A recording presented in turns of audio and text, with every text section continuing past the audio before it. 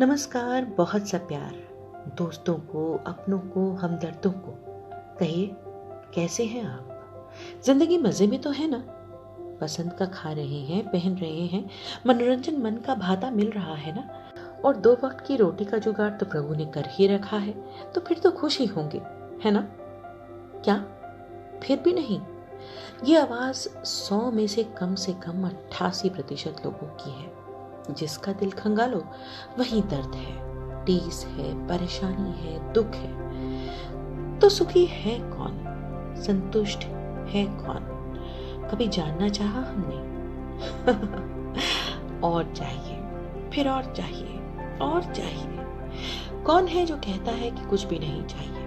और सच पूछिए तो जिसे कुछ भी नहीं चाहिए ना, वो भी हताश परेशान होकर और कुछ नहीं तो मौत ही मांग रहा है।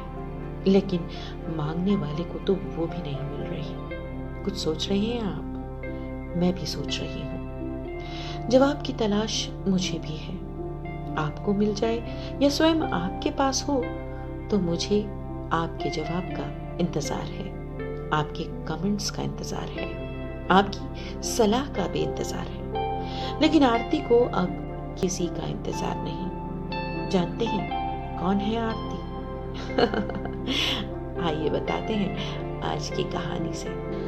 आरती हंसमुख, सफल, आत्मनिर्भर, सुयोग्य नारी, जो आज के सभ्य, सुसंस्कृत, परंपरागत रीति रिवाजों और आधुनिकता के बीच की एक ऐसी कड़ी कही जा सकती है जिसे बीते कल और आने वाले कल के बीच अपना दायित्व निभाना बखूबी आता है। सारी उम्र उसका लालन पोषण उसे यही सिखाता रहा कि सबकी खुशी में ही अपनी खुशी है। जितना आप औरों को प्रसन्न करोगे, उतना ही आपको संतुष्टि मिलेगी। अपने स्वप्न छोड़कर दूसरों की राह और मंजिल पर पहुंचने की खुशी में ही जश्न मनाना परम आनंद की अनुभूति देता है। आरती यही करती रही। सपनों वाली रातों को वो जाग जाग के काटती रही और हसरत वाली रातों को रो रो के सो जाती। भीतर से मन जब भी आवाज उठाता तो वो उसे कहीं और भीतर धकेल देती।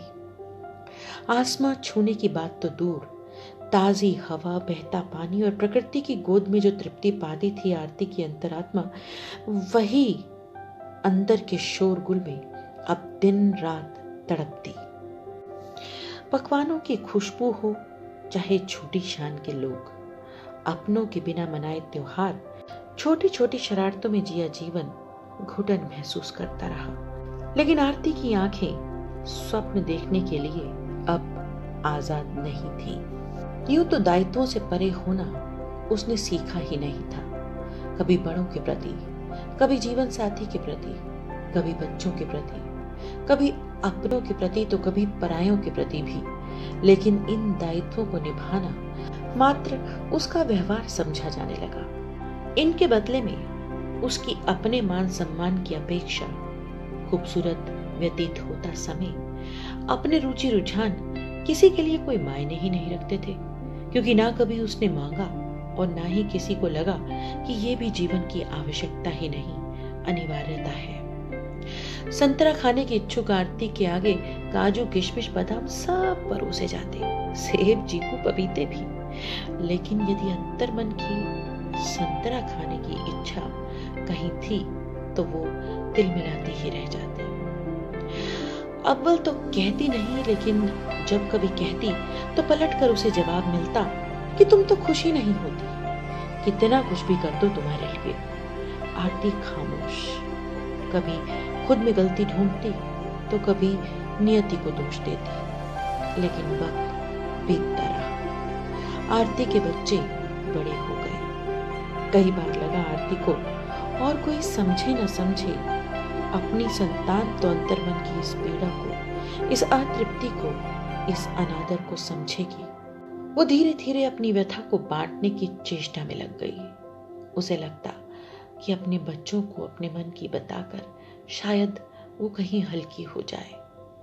लेकिन खाने कमाने वाले बच्चों के पास अपना काम, अपना मनोरंजन, अपना आराम, अपनी चॉइसेस और अब तो अपना पैसा भी था। लेकिन जो नहीं था वो था समय। जिसकी शिकायत आरती को कब से थी।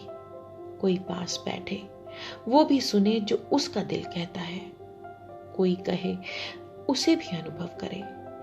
कोई बिन कहे, कभी तो उसकी भी आंखों की भाषा, प्रेम की परिभाषा, सुखद स्पर्श और अनुभूति के महत्व को समझे।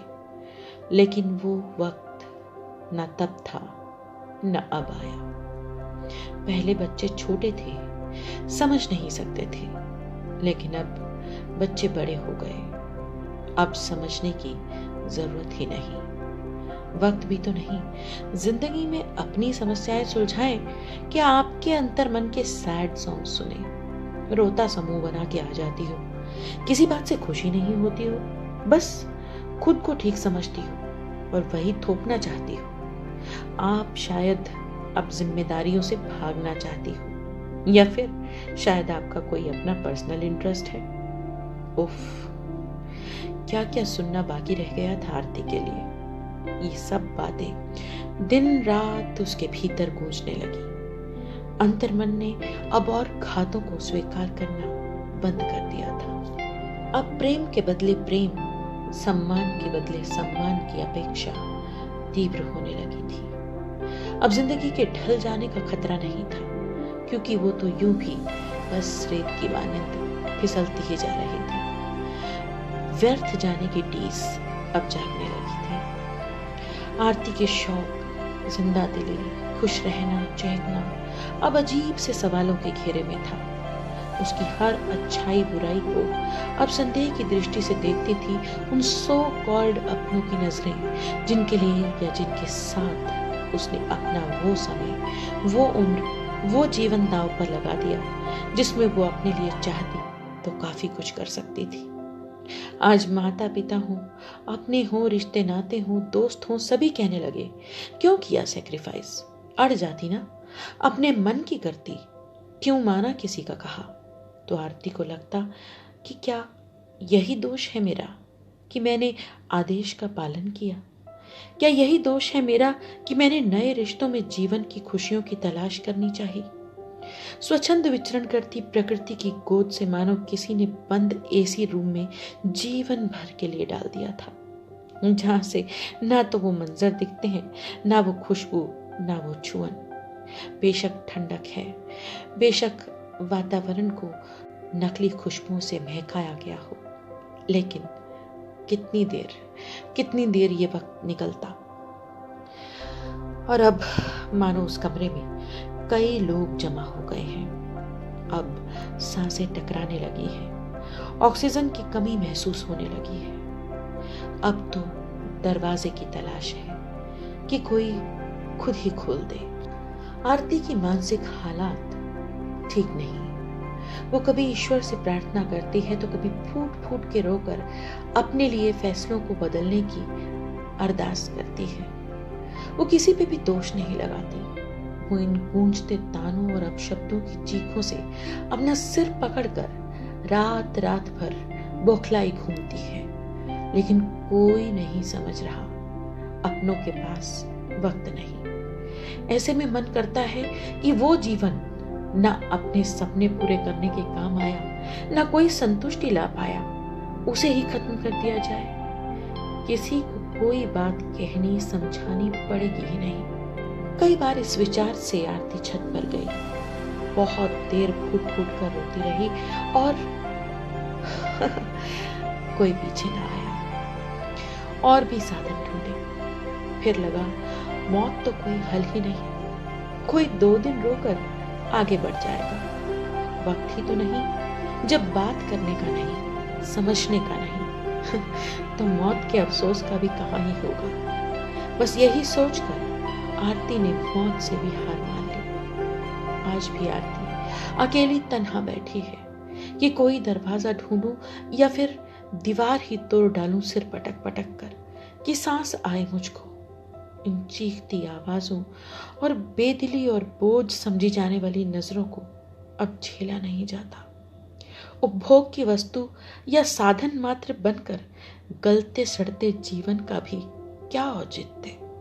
दंड अभी और कितना, प्रायश्चित अभी कितना बाकी। भारतीय नारी की आम कहानी के ढर्रे पर अपनी कहानी का अंत आरती को स्वीकार्य नहीं। उसे अब स्टेबिलिटी चाहिए, बैलेंस चाहिए। वो उतना ही करना या देना चाहती है जितना उसकी अंतरात्मा को चोट ना पहुंचाए, फिर चाहे वो कोई भी रिश्ता क्यों ना हो।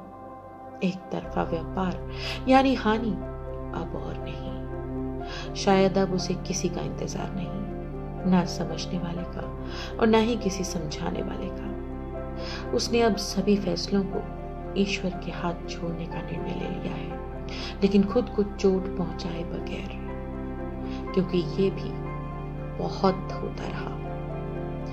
फैसला डिवाइन के हाथ, लेकिन रास्ते पे चलने का सामर्थ्य जुटाना होगा। बोझिल दीवारों को तोड़ने का हौसला भी जुटाना होगा, नहीं तो शायद आरती का यही रूम एक पागल खाना बन जाएगा, या फिर शायद वो ही ताउम्र कैद हो जाएगी किसी मानसिक चिकित्सालय के कमरे में जंजीरों में बंद कर। चुनाव अब उसी को करना था, क्योंकि उसके लिए किसी भी तरह का कोई भी चुनाव करने की किसी की कोई इच्छा नहीं थी। कहानी कैसी लगी आपको बताइएगा। आरती के बदले खुद को रखते हुए उसके फैसले पर अपने विचार भी दीजिएगा। शायद किसी की मदद हो जाए, शायद कोई सुसाइड करने से बच जाए, शायद किसी पागल खाने की दीवार में कैद औरत के जीवन की गुत्थी सुलझ जाए, और शायद एक परिवार में हर सदस्य को आपस में एक दूसरे की मर्यादा का उल्लंघन करने के पाप से बचाया जा सके। बहुत से फैसले हो पाएंगे। आपके कमेंट्स हमारे लिए महत्वपूर्ण हैं, जिनका हमें इंतजार रहेगा। फिर मिलती हूँ इस उम्मीद के साथ कि आज इस कहानी पर आपके विचार जरूर साझा होंगे। आपकी दोस्त पुनीता का नमस्कार, बहुत सा प्यार।